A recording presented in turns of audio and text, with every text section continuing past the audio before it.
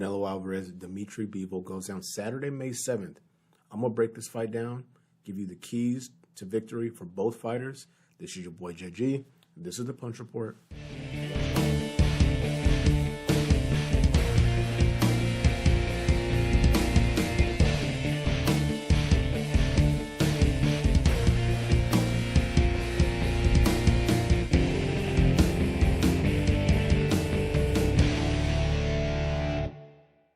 Like I said before, y'all, welcome back to the channel. This is your boy JG. This is the Punch Report. If this is your first time here, please be so kind, like, subscribe, bell icon for notification. For my returning viewers, appreciate the love. The support is crazy. You guys are doing a hell of a job. The comments are going crazy. I try to get to as many of those as I can, so just keep sending them my way, and we'll make it happen. Without further ado, like I said at the top, we're going to break down Dmitry Bivol, Canelo Alvarez, the keys to success for both combatants. We're going to start off with Dmitry Bivol. This might seem obvious if you've ever seen him fight, but he needs to continue to live behind that jab. You see in the clips right here, he utilizes the jab very efficiently and without pause. He throws it ad nauseum. It's an accurate jab. It's a sharp jab. It's a fluid jab. I would never call Dmitry Bivol a burner or crazy hand speed, but he's a guy who's fluid with his strikes, and the placement is always fairly accurate. Against a guy like Canelo, who tends to be susceptible to being hit by the jab, and that's not without reason. Typically, if you can't get his respect, that being Canelo, he's going to walk you down, and I think he can accept the fact that he might get hit with a few jabs. Don't think that'll be the case for this fight, because that could spell disaster for a fighter like Canelo Alvarez. But that jab will be a key weapon for a guy like Dmitry Bivol. And you can say, well, yeah, of course, some guys don't throw their jab, like at all, or they throw a shitty jab. Like Umar Salamov, who fought Dmitry Bivol, his jab is just to take his hand off his shoulder and just put it out there.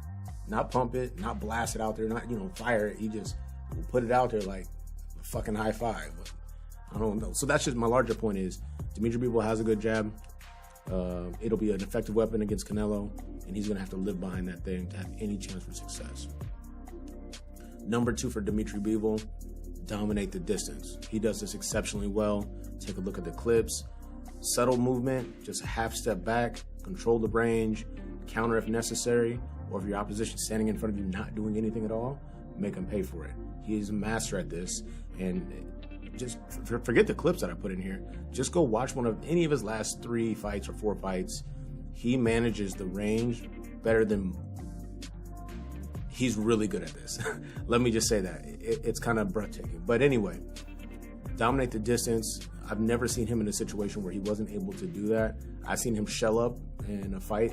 Salamov fight, he didn't look himself. I wouldn't say he looked bad, but you're used to seeing Dmitry Bivol kind of do whatever he wants. He got hit and hurt in the 4th round against Salamov with a straight right hand, and he just kind of went super conservative, moving forward beyond that point. But his ability to dominate the distance will be crucial against a pressure fighter like Canelo Alvarez. I think that goes without saying.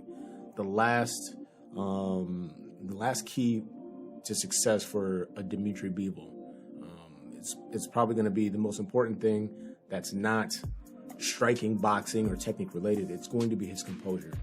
The moment Canelo Alvarez finds his mark, because we know that will happen inevitably, Dmitry Bivol has a decision to make. Is he going to bite down on that mouth guard, that gum shield, or whatever you want to call it, and fight back? He did it against Joe Smith Jr., got hurt twice in that fight, bad. Was doing a stanky leg, looked like he had a little too much to drink, and he figured out a way to continue to box beautifully behind the jab, maintain that distance or dominate the distance, and land clean shots. He shut Joe Smith Jr. out with the exception of a couple moments that he had. I think Joe Smith Jr. probably landed 3 great punches over the course of that entire fight. So that's where I'm at with Dmitry Bivol. That's kind of where I'm resting. If he can do those things, two of those 3 things at a high level for an extended period of time, then he has a solid chance to get this done. But now we got to cover the Canelo Alvarez side of things. We know Canelo Alvarez, widely considered the best pound-for-pound fighter on the planet.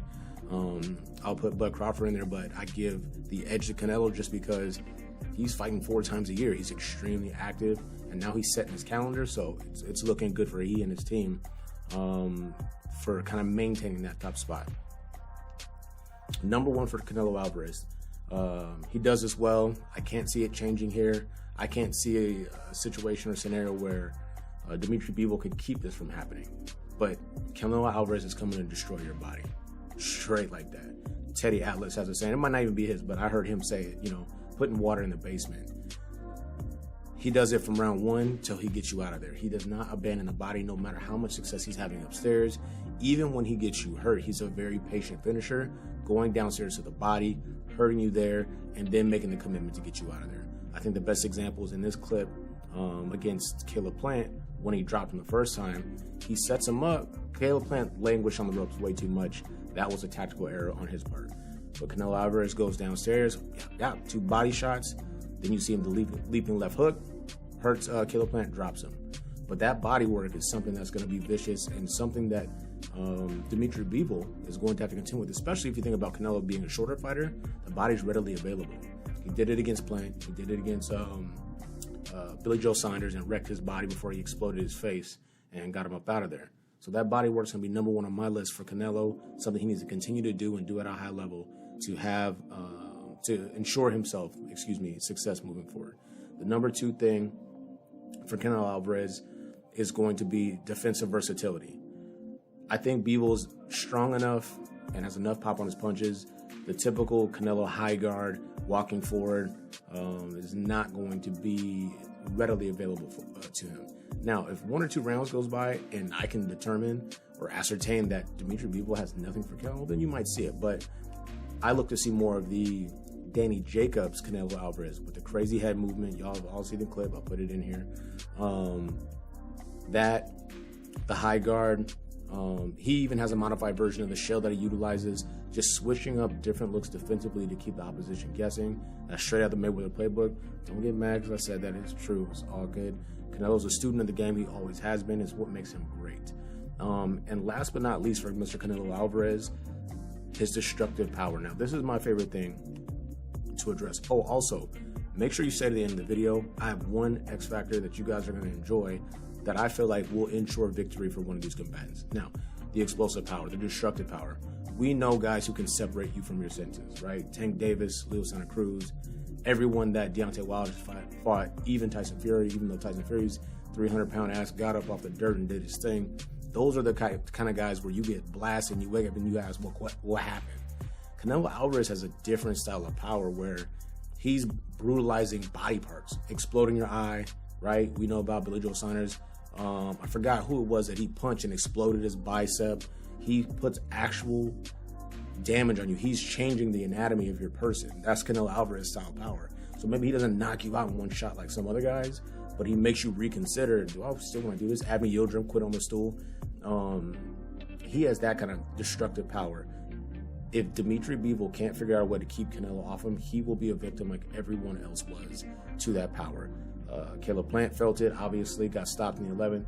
Billy Joe Saunders stopped in the 8th, or made it to the 8th and then retired on the stool in the 9th. Those guys don't want to keep taking that damage.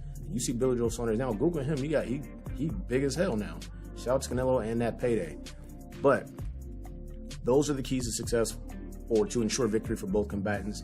Now, the number one thing where I think to myself, why are people on the fence about this fight? The number one thing that I say, well, this is why I would lean heavily towards Canelo Alvarez. Dmitry Bivol currently has 17 fights to his name. Canelo Alvarez won 43 fights before he lost to Floyd Mayweather. And then the next 16 fights after that are all victories, except for one, the draw with Triple G. So essentially, he's had Dmitry Bivol's career in wins 3.5 times. So that experience, that's the key word. The experience will play a massive factor in this upcoming bout.